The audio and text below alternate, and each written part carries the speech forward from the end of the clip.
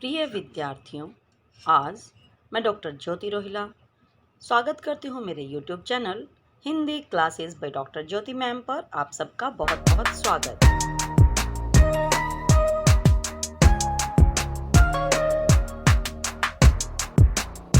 आज मैं आपके लिए लेकर आई हूँ कक्षा 5 के लिए पाठ 10 दोहे की व्याख्या। दोहे क्या होते हैं? दोहे होते हैं दो पंक्तियों में कही गई बात। दोहे होते हैं जिसमें कवि अपनी दो पंक्तियों में ही, एक में उदाहरण के माध्यम से और एक में शिक्षा देने के माध्यम से उस बात का वर्णन करता है। दोहे में हम दो पंक्तियों में ही किसी गूढ़ रहस्य को या फिर किसी गूढ़ बात को जान पाते हैं। तो चलिए शुरू करते हैं दोहे की व्याख्या। तरुवर फल नहीं खात है, सरवर पियत न पान, कही रहीम पर काज हित, संपत्ति संचही सुजान। तो बेटा इसमें देखिए रहीम लिखा हुआ है, तो यानी कि ये पंक्तियां रहीम जी द्वारा लिखित हैं। तो सबसे पहले हम स्टार्ट करेंगे। प्रस्तुत पंक्तियां हमारी पाठ्य पुस्तक हिंदी वितान में से पाठ 10 दोहे से ली गई हैं और इन पंक्तियों के माध्यम से रहीम जी कहते हैं कि तरुवर यानी पेड़ अपना फल कभी भी खुद नहीं खाता और सरोवर यानी तालाब अपना पानी खुद नहीं पीता, बल्कि पेड़ और तालाब अपने फल और पानी का प्रयोग दूसरों के लिए ही करते हैं। यानी इनके फल और पानी का प्रयोग दूसरे लोग ही करते हैं। रहीम दास जी कहते हैं कि दूसरों की भलाई के लिए तथा दूसरों पर उपकार करने के लिए ही सज्जन लोग अपनी संपत्ति यानी धन दौलत को इकट्ठा करते हैं। अर्थात सज्जन व्यक्ति दूसरों की भलाई और दूसरों पर उपकार करने के लिए ही अपनी संपत्ति या धन दौलत को इकट्ठा करते हैं। इन पंक्तियों का भाव यह है कि हमें परोपकार करना चाहिए, हमें भी दूसरों के ऊपर उपकार और दूसरों की भलाई वाले काम करने चाहिए। नंबर 2, काल करे सो आज कर, आज करे सो अब, पल में परलय होएगी, बहुरी करोगे कब। ये पंक्तियाँ कक्षा 5 की हिंदी के पाठ्य पुस्तक वितान में से पाठ 10 दोहे से ली गई हैं। इन पंक्तियों के माध्यम से कबीर दास जी यह कहना चाहते हैं कि हमें अपने काल करे यानी कल वाला जो काम है वो आज कर लेना चाहिए और आज करे सो अब, और आज का काम अभी खत्म कर लेना चाहिए। पल में प्रलय होएगी यानी क्षण भर में कुछ भी हो सकता है। पल यानी क्षण भर में, सेकंडों में कुछ भी हो सकता है, प्रलय आ सकती है। प्रलय मतलब सब कुछ नष्ट हो जाना। क्षण भर में कुछ भी हो सकता है, इसलिए हमें अपने आज के काम को आज ही खत्म कर देना चाहिए।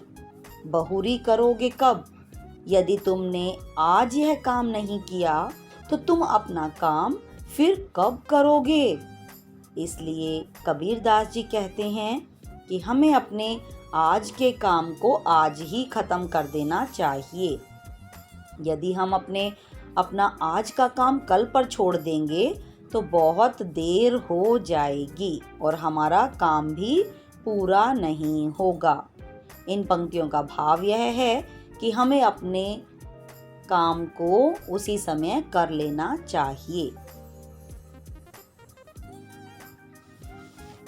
नंबर 3, कण कण जोड़े मन जुरे, खाते निबरे सोए, बूंद बूंद सो घट भरे, टपकत रीतो होए।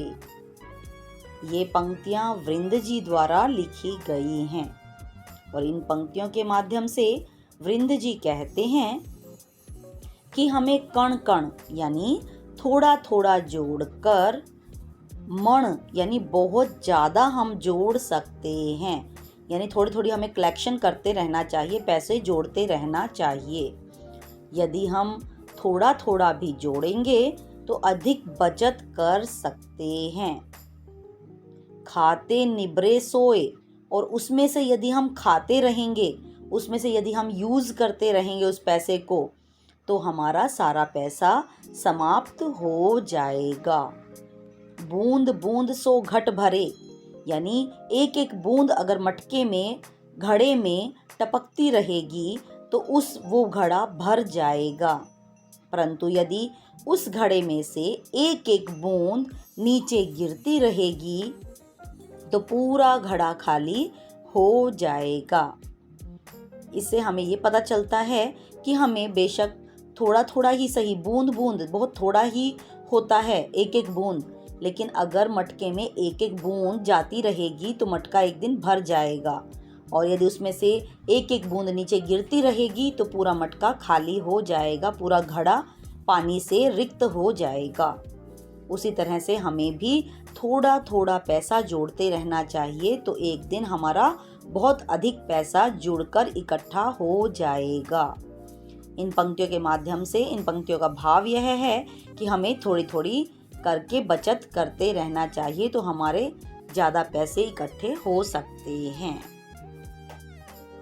नंबर 4, भले बुरे सब एक से, जबलों बोलत नाही, जान परत है काक पिक, ऋतु बसंत के माही।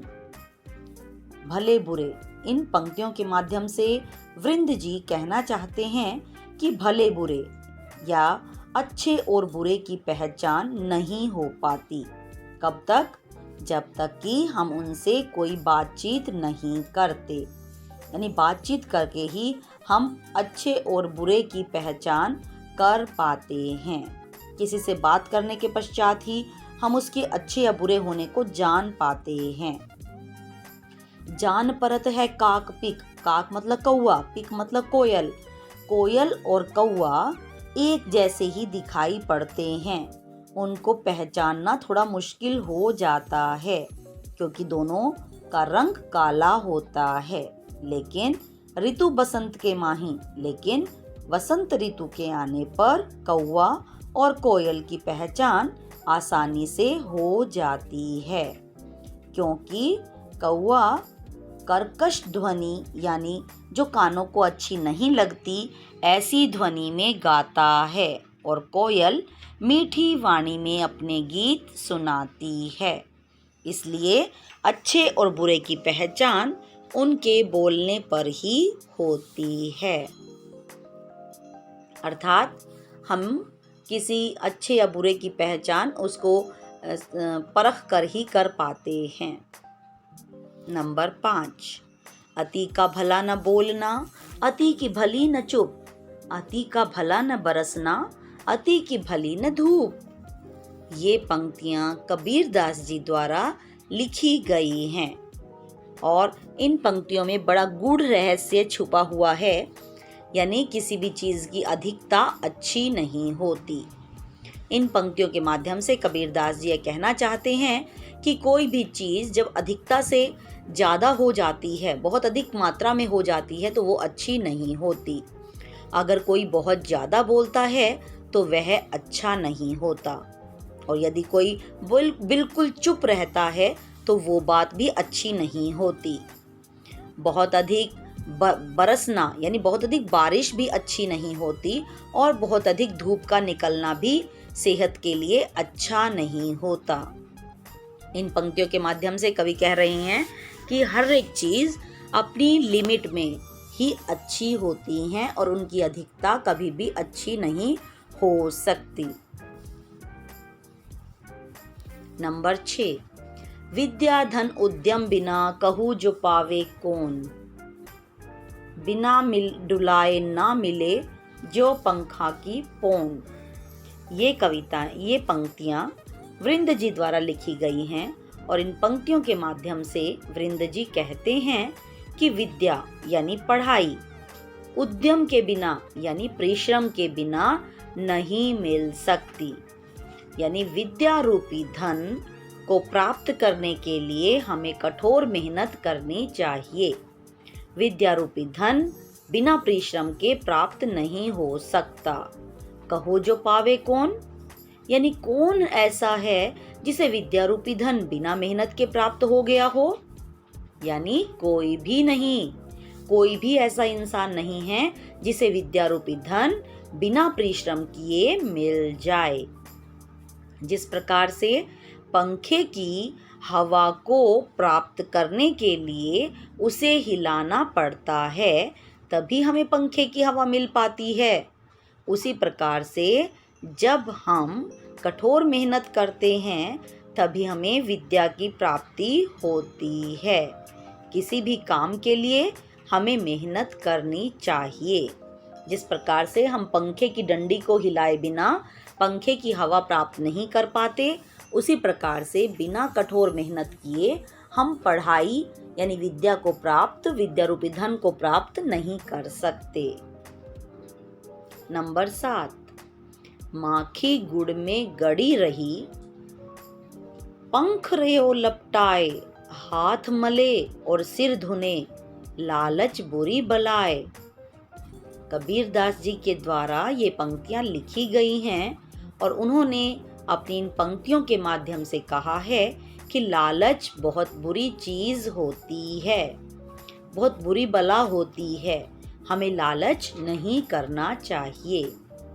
जिस प्रकार से मक्खी गुड़ में गड़ी रही, जिस प्रकार से मक्खी गुड़ का स्वाद लेने के लिए उसके ऊपर बैठ जाती है और फिर और अधिक स्वाद लेने के लिए वहाँ गुड़ के ऊपर वो बैठ जाती है और उसके पैर गुड़ में चिपक जाते हैं।